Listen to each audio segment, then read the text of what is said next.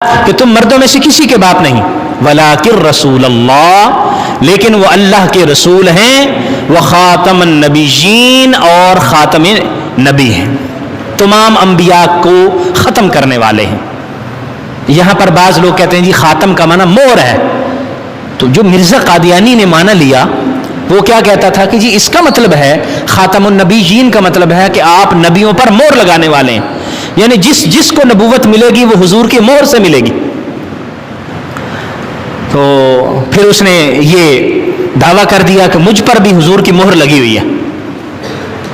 قرآن و حدیث کے معانی اور مفاہیم بہت سارے، لغت میں اگر ہم جائیں ڈکشنریز کو دیکھیں تو مختلف معانی ہمیں مختلف الفاظ کے ملتے ہیں، لیکن ہمیشہ یاد رکھیے گا کہ قرآن کے الفاظ سب سے پہلے وہ معنی معتبر ہوں گے جو قرآن نے خود اپنے معنی بیان کیے ہیں۔ القرآن یفسر بعضہ بعضا، قرآن اپنی تفسیر خود بیان کرتا ہے، تو قرآن کی تفسیر جو قرآن نے بیان کی ہوگی سب سے پہلے وہ معتبر ہوگی، چونکہ اللہ نے اپنے کلام کی وضاحت خود فرما دی۔ دوسرا، قرآن کا وہ معنی معتبر ہوگا، قرآنی آیات کی وہ تفسیر معتبر ہوگی جو نبی کریم صلی اللہ علیہ وسلم نے فرمائی ہوگی۔ بعض اوقات ایسا ہوتا ہے کہ لفظ کوئی اور معنی، لغوی اس کو معنی ہم کہتے ہیں، لغت کے اندر لغوی اور معنی ہوتا ہے، لیکن ایک خاص مفہوم جس میں قرآن نے اس کو استعمال کیا، جو یہ شریعت کی ایک اصطلاح ہوتی ہے، اس میں اور مفہوم رکھتا ہے۔ جس طرح آپ لفظ صلاۃ کو دیکھ لیں، لفظ صلاۃ کا مطلب دعا کرنا بھی ہے، لفظ صلاۃ کا مطلب درود بھیجنا بھی ہے، لفظ صلاۃ کے اور معانی بھی ہیں، نزول رحمت بھی ہے۔ اب اگر ہم اللہ تبارک و تعالیٰ کی جو آیا مبارکہ، اللہ کا حکم ہے کہ اقیم الصلاۃ، نماز قائم کرو، اور اس کا ہم معنی یہ لیں، اقیم الصلاۃ کا مطلب ہے کہ تم درود پڑھو، صلاۃ قائم کرو مطلب درود پڑھتے رہو، تو یہ معنی قرآن کے مزاج کے بھی خلاف ہوگا اور نبی رحمت صلی اللہ علیہ وسلم کی تعلیمات کے بھی خلاف ہوگا۔ کیوں؟ حضور علیہ الصلوۃ والسلام نے خود فرمایا صلو کما رأیتمونی اصلی، صلاۃ کا جو لفظ ہے تم نے اس پر عمل کرنا ہے تو تم نے ویسے عمل کرنا ہے جیسے میں نے عمل کیا ہے۔ اور حضور نے کیسے عمل کیا؟ حضور نے اللہ اکبر کہہ کر نماز شروع فرمائی، آپ نے قیام فرمایا، آپ نے رکوع فرمایا، آپ نے سجدہ فرمایا، آپ قعدہ میں بیٹھے، آپ نے سلام فرمایا، تو یہ حیت جو ہے وہ صلاۃ کا معنی بیان کرے گی۔ اس لیے ہم اگر اپنی مرضی سے کوئی ڈکشنری دیکھ کر قرآن کے معنی کو معین کرنے کی کوشش کریں گے حضور کی حدیث کو چھوڑ کر، قرآن کے اپنے الفاظ کو چھوڑ کر، تو ہم غلطی کریں گے اور ٹھوکر کھائیں گے۔ اب آپ دیکھیے کہ خاتم النبیین کا آقا کریم صلی اللہ علیہ وسلم نے کیا معنی بیان کیا۔ حضور علیہ الصلوۃ والسلام نے مختلف احادیث مبارکہ اس بات کی عادل و شاہد ہیں کہ حضور علیہ الصلوۃ والسلام نے اس کا مطلب آخری نبی ہونا بیان فرمایا۔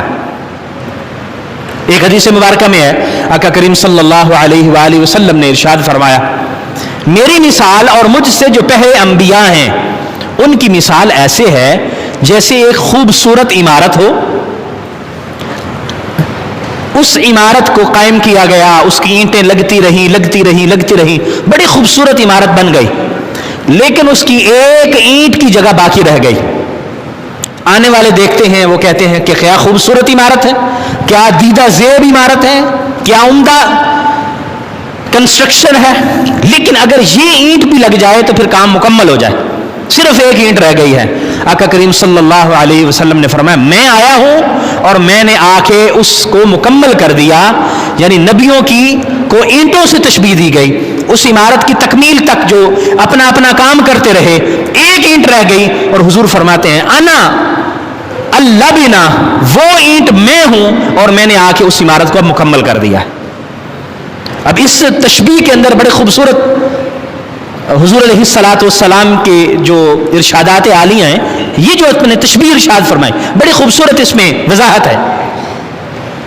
وہ کیا ہے کہ عمارت مکمل ہو گئی، اب یہ عمارت مکمل ہے، اس میں کسی اینٹ کی ضرورت نہیں ہے، اب آپ کوئی اینٹ اس میں لگانا چاہتے ہیں، آپ کیا کریں گے؟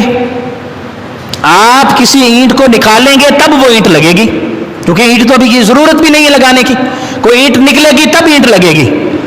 تو حضور علیہ الصلوۃ والسلام نے عمارت کے ساتھ تشبیہ دے کے یہ واضح کر دیا کہ نبوت کی عمارت مکمل ہو چکی ہے. اب اگر کوئی شخص یہ سمجھتا ہے کہ وہ نبی ہے تو وہ پہلے نبی کسی کو اینٹ نکال لے گا تب وہ اپنے آپ کو شامل کرے گا. اور یہ وہ عمارت ہے جس کی ساری اینٹیں اللہ کی طرف سے دی ہوئی ہیں. کوئی ذاتی طور پر اینٹ بن ہی نہیں سکتی، کوئی نبی بن ہی نہیں سکتا.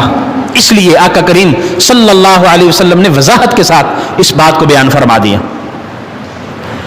حضور علیہ الصلوۃ والسلام نے ایک مرتبہ اپنے خصائص بیان فرمائے.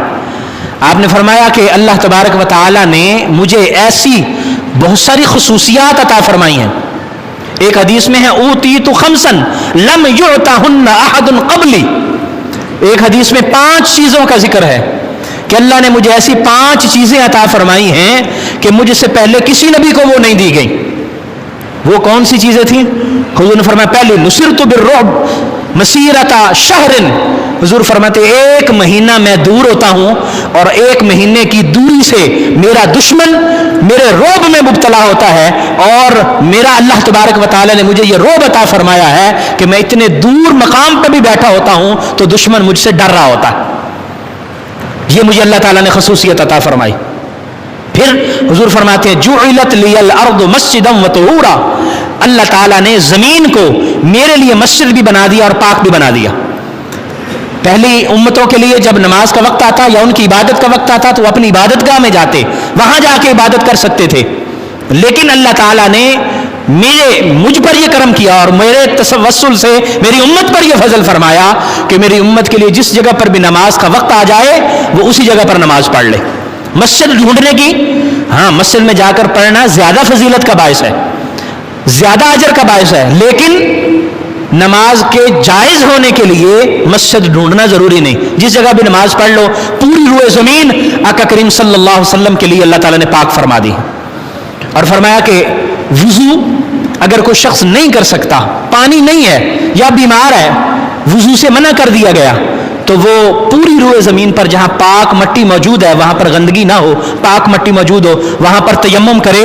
تو اللہ تعالیٰ نے میرے لیے مٹی کو بھی پاک کر دیا ہے. وہ خود بھی پاک ہے اور جو تیمم کرتا ہے وہ مٹی اس کو بھی پاک کر دیتی ہے، چاہے اس پر غسل فرض ہو چاہے اس پر وضو فرض ہو. یہ حضور علیہ الصلوۃ والسلام کو اللہ تعالیٰ نے خصوصیت عطا فرمائی.